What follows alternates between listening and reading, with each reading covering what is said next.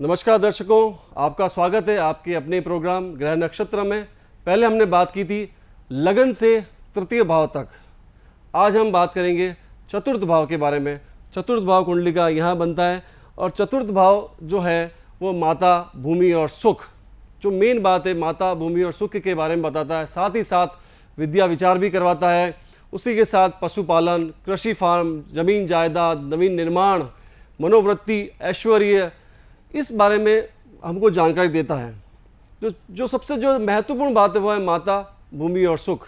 माता का प्यार आपके ऊपर कितना रहता है, माता से आपको कितना फ़ायदा मिलता है। तो दर्शकों, हम बात करेंगे अब आगे चल करके पंचम भाव के बारे में। पंचम भाव जो कुंडली का होता है वो बताता है आपको विद्या और संतान। जो महत्वपूर्ण बात है वो विद्या और संतान, जिससे देखा जाता है।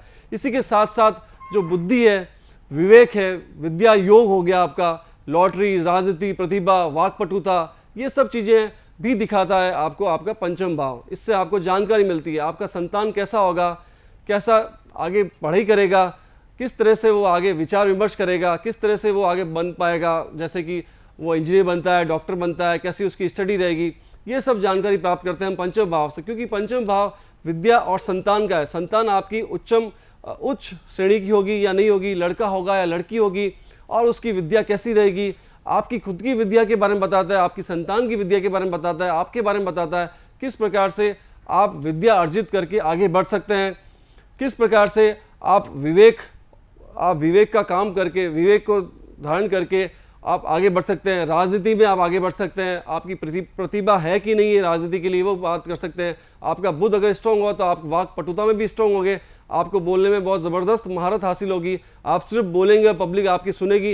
ये सब चीज़ें पंचम भाव के मजबूत होने से होती है। साथ ही साथ साहित्य का आपका बहुत बढ़िया रहता है, साहित्य योग रहता है, साहित्य में आपकी बहुत ज़्यादा अच्छी पकड़ रहती है आपकी।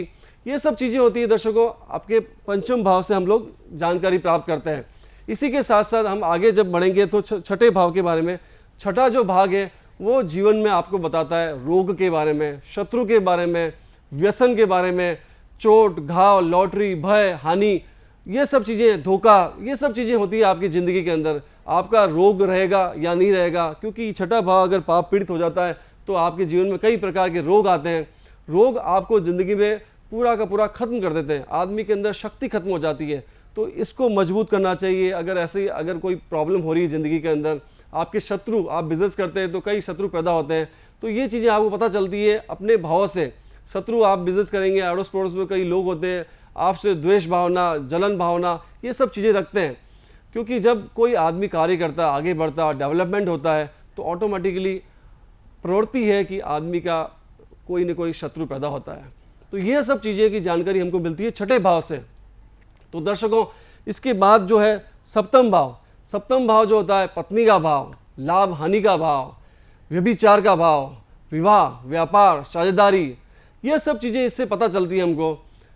गुमा हुआ धन हमें मिल जाता है, ये इस सप्तम भाव की क्वालिटी है।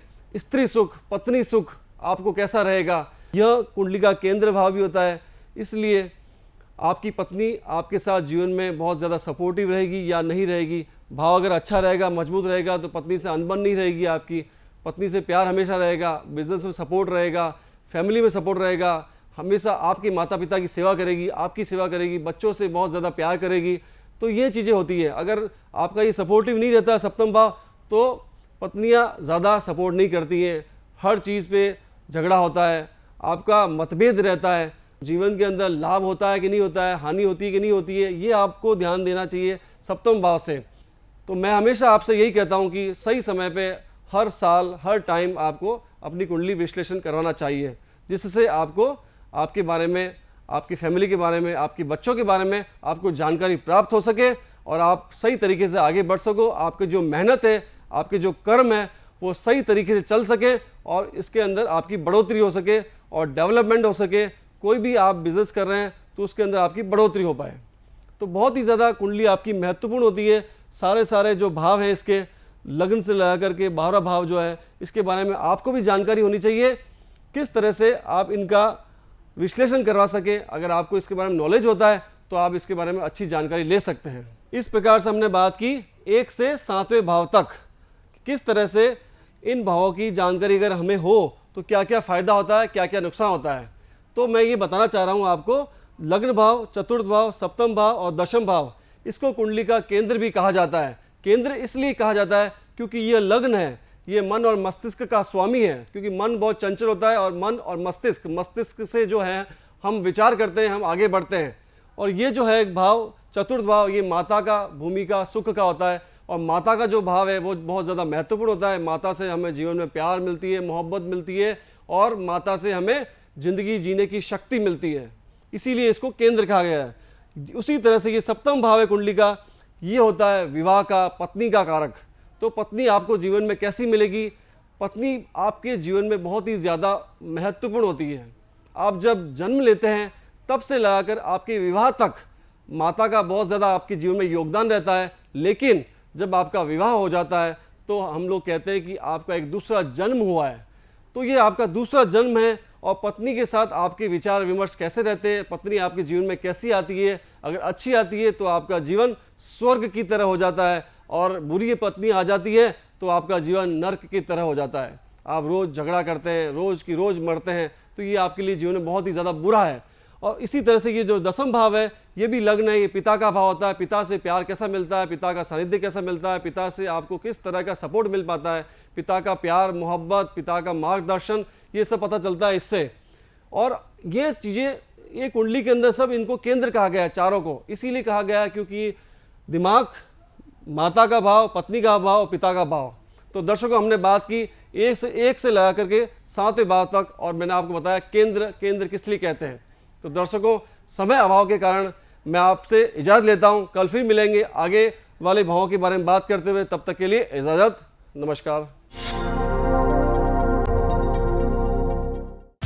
अगर आप जीवन में समस्याओं के दौर से गुजर रहे हैं तो आप गुरु तरुण सागर जी से मिलकर अपनी समस्याओं का समाधान प्राप्त कर सकते हैं। संपर्क करें। साथ ही अगर आप आचार्य जी से मिलकर अपनी कुंडली का विश्लेषण करवा पाने में असक्षम हैं, तो आप टेलीफोन के माध्यम से भी जुड़कर अपनी समस्याओं से निजात पा सकते हैं। टेलीफोनिक अपॉइंटमेंट के लिए संपर्क करें।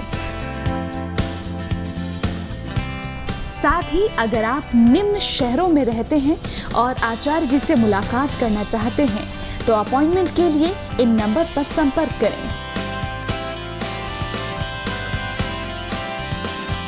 आप गुरुजी से शुद्ध व अभिमंत्रित रत्न, कवच, यंत्र, रुद्राक्ष, वास्तु पिरामिड, पारद निर्मित ज्योतिष सामग्री भी प्राप्त कर सकते हैं।